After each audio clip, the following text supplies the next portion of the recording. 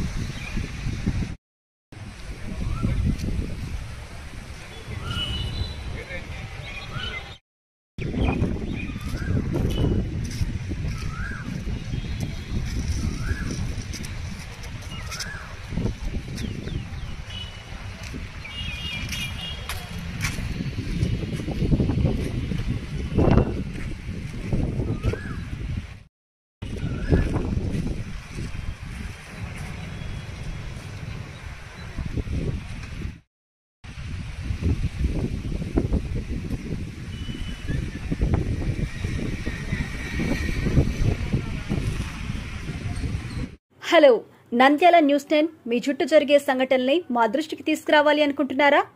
అయితే ఇంకా ఆలస్యం ఎందుకు? మా వాట్సాప్ నెంబర్ 9849700865కి సమాచారాన్ని ఎప్పటికప్పుడు పంపించండి. మా నంద్యాల న్యూస్ 10 ద్వారా మీ సమస్య పరిష్కరించుకోవడానికి ముందడుగు వేయండి.